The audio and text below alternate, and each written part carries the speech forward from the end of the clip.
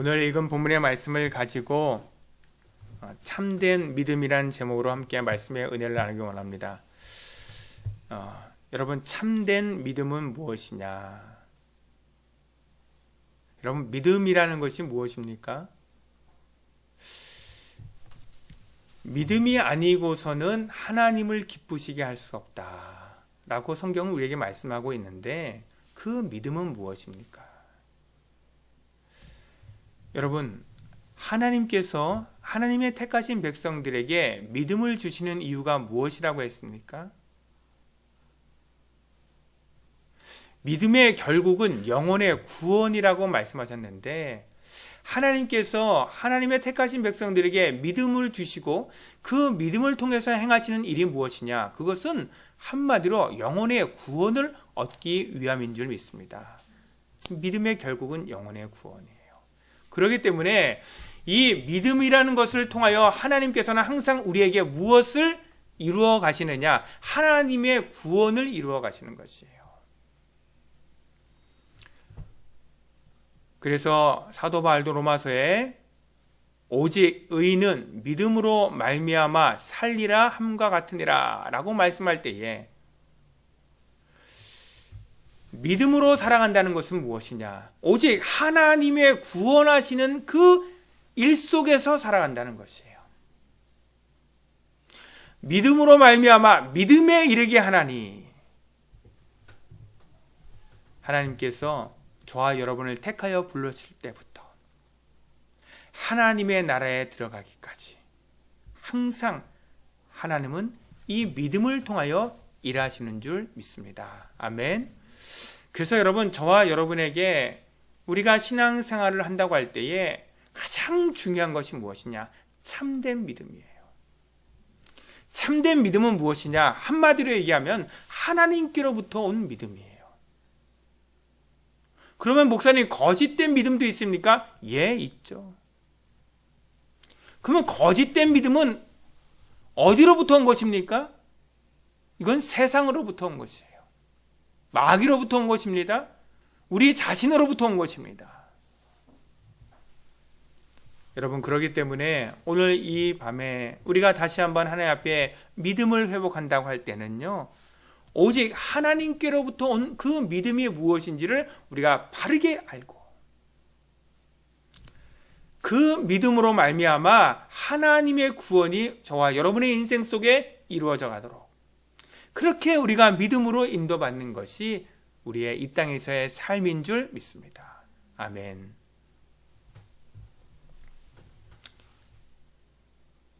제가 지난 수요 예배 때 잠깐 말씀드렸지만,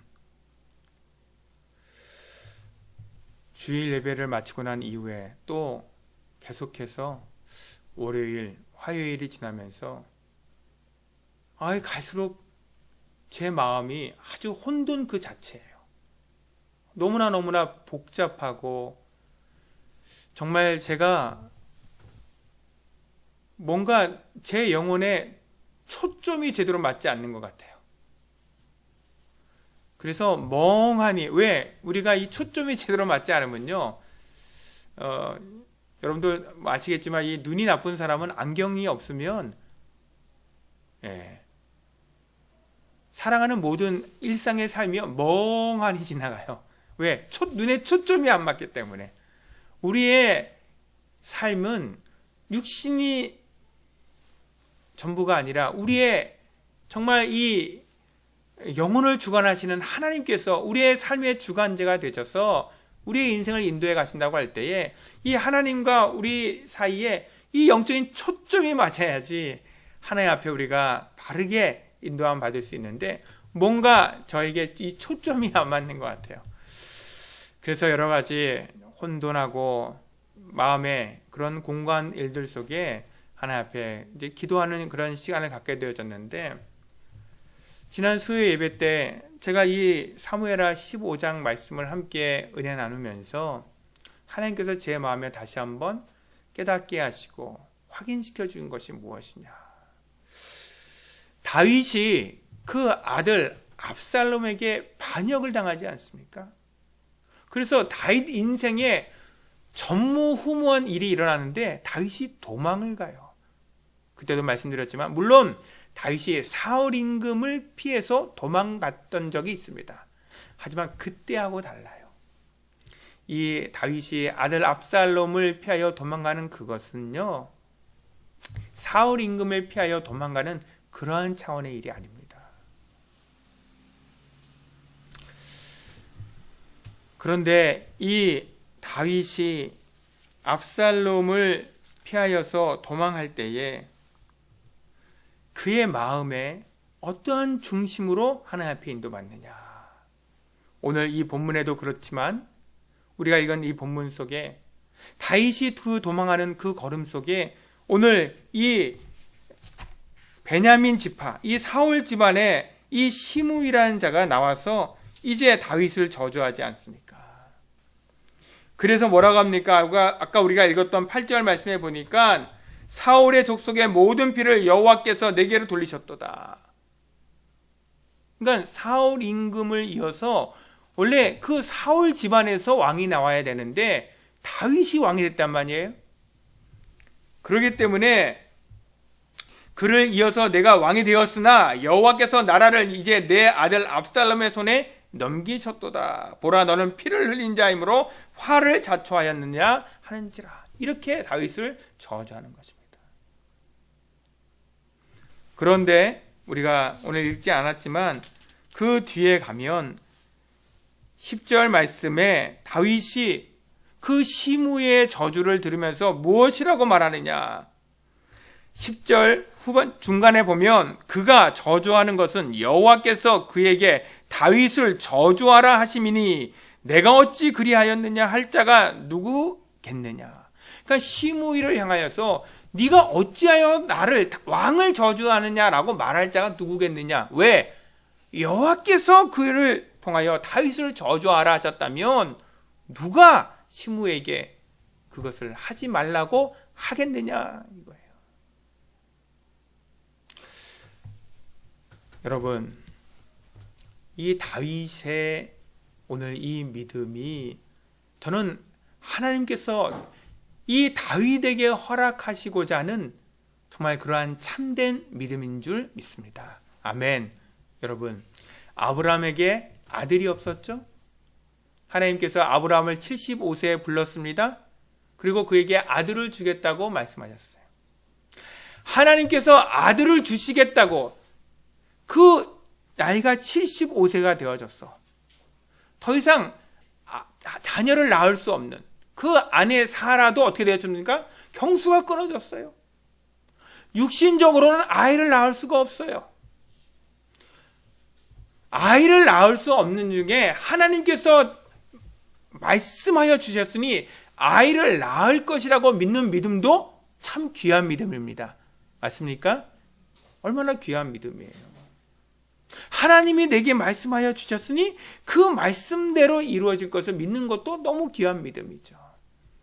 하지만 여러분, 하나님께서 이 아브라함을 향하여 이제야 내가 나를 경외하는 줄을 알았다 라고 말씀하셨을 때는 언제냐?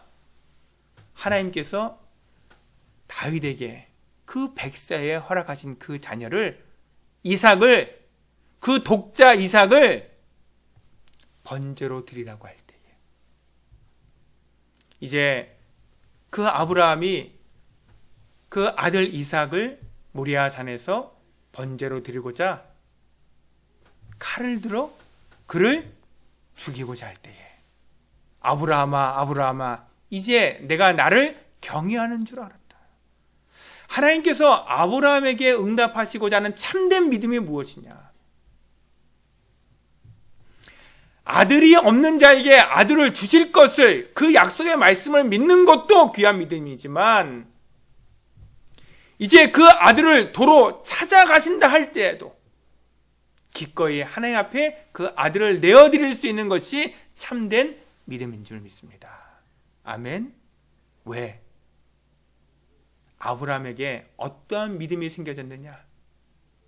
하나님께서는 반드시 하나님께서 말씀하신 것을 이룰 것인데 어떻게 이루시느냐? 아무것도 없는 가운데에서도, 사망 가운데서도 생명을 주신 하나님께서는 이 이삭을 하나님 앞에 번제로 드릴지라도 하나님께서 죽은 자 가운데서 도로 찾으실 줄을 믿습니다. 다시 말하면 하나님만이 아브라함에게 전부가 되어지는 것이에요. 그 아들 이삭으로 인하여 하나님의 응답에 기뻐하고 즐거워하기보다 그 아들을 주신 그 하나님이 아브라함에게 전부가 되어지는, 그래서 그 하나님께서 자신을 통해서 이루실 그 일을, 그 구원의 일을 믿는 그 믿음이 참된 믿음인 줄 믿습니다. 여러분, 하나님께서요 이 다윗을 택하여 부르셔서 그에게를 왕으로 세웠습니다. 여러분, 다윗은 인간적으로는 왕이 될 만한 자가 아니라니까요. 여러 번 말씀드렸잖아요. 그의 아버지 이새까지도 사무엘 선지자가 와서 이스라엘의 왕으로 세울 자에게 기름을 붓는다고 할 때에 그 형들은 사무엘 선지자 앞에 다 지나가게 할 때 아들 다윗은 아버지의 양을 치게 했다니까요. 그러니까 육신적으로는요, 인간적으로는 다윗은 왕이 될 만한 자가 아니에요. 하나님께서 왕이 되지 못할 그 다윗을 택하여 부르셔서 이스라엘의 왕이 되게 하셨어요. 마치 아브라함이 아들을 낳을 수 없는 그 자를 불러서 아들을 주신 것처럼 하나님께서 다윗이 골리앗을 죽였을 때 그를 기름 부어서 이스라엘의 왕으로 세울 것을 말씀하셨지만 이후에 그의 삶은요, 사울 임금을 피해서 도망 다니는 세월이 20여 년이에요. 하지만 하나님께서는 마침내 그를 왕으로 세우셨습니다. 다윗이 정말로 참된 믿음을 갖게 된 것은, 하나님이 왕이 될 수 없는 나를 이렇게 왕으로 세우셨구나. 여러분, 이게 아니라니까요. 오늘 그 다윗이, 그가 육신적으로는 어떻게 왕이 됐습니까? 왕이 되기까지 그가 얼마나 많은 고생과 희생을 치렀습니까? 죽음의 고비를 얼마나 넘겼습니까? 그렇게 해서 왕이 됐는데, 남도 아니고 아들 압살롬에 의해서 반역이 일어나고 자기는 그 왕의 자리에서 도망을 가야 되나. 그런데 여러분, 그가 기꺼이 그 왕의 자리에서 도망을 가는 것이에요. 새벽기도 때도 말씀드렸잖아요. 다윗이 싸우고자 하면 아들 압살롬과 전쟁을 할 수가 없습니까? 이미 다윗은 전쟁에 능한 자예요. 정말 산전수전, 공중전 다 겪은 사람이에요. 또한 그와 함께하는 충성된 자들이 있었어요. 그리고 그들은 다윗에게 와서 말하기를, 종들이 여기 있으니 말씀만 하옵소서. 우리가 당장에 가서 저 압살롬과 그 반란군들을 진압하겠습니다. 이렇게 했다니까요. 그런데 다윗은 그 말에 흔들리지 않았어요. 기꺼이 도망자의 자리로 나아간 겁니다. 그리고 말씀드렸듯이 기드론 시내를 건너는, 기드론이 무슨 뜻이라고요? 어두움이에요. 기드론 시내, 그 어둠의 강을 건너는 것이에요. 자신을 그대로 그 죽음의 자리에 내어주는 것이에요. 어떻게 해서 다윗이 그렇게 할 수 있었냐? 여러분, 시편 3편 1절에서 8절 말씀은 다윗이 이 아들 압살롬을 피하여 도망하면서 쓴 시예요. 우리 내용을 한번 같이 봅시다. 여호와여, 나의 대적이 어찌 그리 많은지요. 아들 압살롬 뿐입니까? 오늘 이 시므이까지도 다윗을 저주하잖아요. 일어나 나를 치는 자가 많으니이다. 많은 사람이 나를 대적하여 말하기를 그는 하나님께 구원을 받지 못한다나이다. 여호와여, 주는 나의 방패시요 나의 영광이시요 나의 머리를 드시는 자이니이다. 내가 나의 목소리로 여호와께 부르짖으니 그의 성산에서 응답하시는도다. 내가 누워 자고 깨었으니 여호와께서 나를 붙드시미로다. 다윗은 여호와 하나님이 자신을 붙들고 계심을 분명히 한 것입니다. 여러분, 이것이 무엇을 말씀하는지 아십니까? 하나님께서 다윗이 하나님의 그 성전을, 저기 아마도 이상한데 저희 차 같거든요. 사모님 한번 나가보세요. 사모님 차예요? 됐어요. 그러면요. 그냥 놔두세요. 여러분, 다시 말씀을 이어가겠습니다. 하나님께서 다윗이 하나님 앞에 뭐라고 기도했습니까? 하나님, 나는 이렇게 왕궁에 있는데 여호와의 언약궤는 저렇게 비천한 곳에 있으니 제가 여호와의 성전을 짓고 그곳에 언약궤를 모시고 싶습니다. 그때 하나님께서 뭐라고 하셨냐? 성전은 네가 아니라 네 아들 솔로몬을 통해서 지을 것이다. 이렇게 말씀하셨어요. 하지만 여러분, 그것이 중요한 것이 아니에요. 그러면서 하나님께서 다윗의 왕위를 굳세게 하리라. 다윗의 왕위가 영원하도록 하겠다. 이렇게 하나님께서 다윗에게 약속하여 주셨어요. 그게 사무엘하 14장에 나오죠. 그것이 여러분에게 그때도 말씀드렸지만 다윗 언약이라고 합니다. 다윗 언약. 하나님께서 이제 이 다윗 언약을 통해서 다윗의 후손으로 오실 예수 그리스도로 말미암는 그 영원한 하나님의 나라를 굳게 세울 것을 말씀해 주신 것이에요. 다윗이요, 이 은혜를 하나님 앞에 체험하게 된 것이에요. 그러기 때문에 다윗이 기꺼이 도망자의 자리로 나아갈 수 있는 것이에요. 하나님께서 이제 다윗의 후손 메시아 그리스도를 통하여 세우실 그 나라를 다윗은 확실하게 알고 믿고 하나님 앞에 고백할 수 있는 것입니다. 그 나라는 자신의 힘으로 능으로 세워지는 것이 아니라 오직 하나님의 신으로 성령으로 말미암아 하나님께서 세우실 나라인 것을 다윗은 분명히 알고 있었던 것이에요. 그래서 도망자의 자리로 얼마든지 나아갈 수 있는 것입니다. 이 믿음이 참된 믿음인 줄 여러분 믿으시기 바랍니다. 요한복음 1장에 보면 예수님께서 이 땅에 오셔서 이제 공생애를 시작하실 때에 요단강가에서 세례를 받는 장면이 나옵니다. 누구에게 세례를 받습니까? 세례 요한에게 세례를 받습니다. 그리스도 메시아에게 세례를 주는 자이니 얼마나 그가 스스로 교만해질 수 있습니까? 얼마나 높아질 수 있습니까?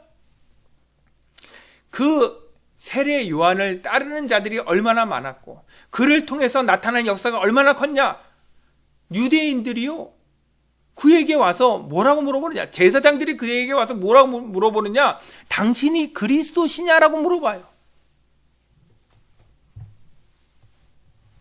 세례 요한이 뭐라고 대답합니까? 나는 그리스도가 아니요, 나는 광야에 외치는 자의 소리다. 그러면서 그가 뭐라고 고백하느냐? 그는 흥하여야 하겠고 나는 쇠하여야 하리라. 세례 요한이 쇠하여지면 그가 비참해지는 것입니까? 그가 세상에서 실패하는 자가 되는 것입니까? 그가 세상에서 무시받는 자가 되는 것입니까? 여러분, 착각하지 마십시오. 세례 요한은 그리스도 예수 안에서 하나님께서 이루실 그 일이 무엇인지를 확신하고 있는 것이에요. 그는 육신으로는 쇠하여야 진다 할지라도 그리스도 안에서 하나님께서 세례 요한을 통하여 이루실 그 일이 무엇인지를 확실히 알고 있는 것이에요. 그렇기 때문에 그는 흥하여야 하겠고 나는 쇠하여야 하리라. 기꺼이 그 길을 갈 수 있는 것입니다. 여러분, 이것이 참된 믿음이에요. 저와 여러분이 이 땅을 살아가면서 우리가 왜 하나님 앞에 항상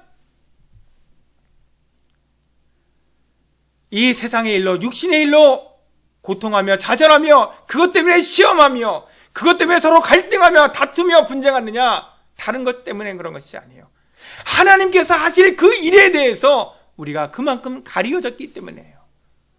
하나님께서 우리를 통해서 이루어 가시는 그리스도 예수 이름으로 응답하실 그 일에 대한 확신이 없기 때문에 그런 것인 줄 여러분 분명히 깨달으시길 주의 이름으로 권면을 드립니다.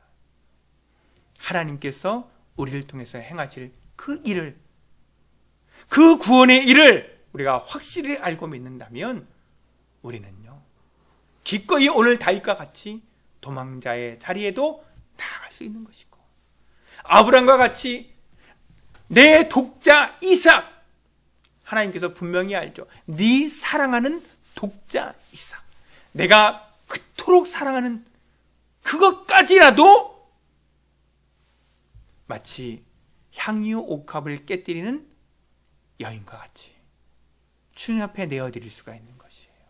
왜? 하나님께서 이미 우리에게 그리스도 예수의 이름으로 응답하실 그 일을 확실히 알고 믿기 때문에. 할렐루야. 여러분, 그래서 우리가 이 믿음이 없기 때문에 항상 갈등하고 좌절하고 이것 때문에 우리가 시험에 드는 것이에요. 여러분, 오늘 이 밤에 다시 한번 믿음이 무엇인지를 회복할 수 있는 저와 여러분이 되어지기를 주의 이름으로 축복합니다. 이 믿음이 없이는 하나님을 기쁘시게 할 수 없다는 것이에요. 그래서 그리스도 예수 안에서 하나님께서 이루실 그 일에 대한 확실한 믿음이 있어야만 우리가 하나님 앞에 나아갈 때에 하나님을 기쁘시게 하는 그런 믿음의 사람이 되어지는 줄 믿습니다. 아멘. 오늘 하나님께서 저와 여러분의 인생 속에 바로 이 일을 행하시는 것이에요. 그래서 그리스도 예수의 날에, 하나님 앞에 서는 날에 하나님 앞에 자랑할 것이 있도록, 하나님께서 기뻐하시는 그러한 믿음의 사람이 되도록 하나님께서는 그렇게 저와 여러분의 인생 속에 오늘도 일하고 계신 줄 믿습니다. 이 믿음 안에서 승리하는 저와 여러분이 되어지기를 주의 이름으로 축복합니다. 아멘.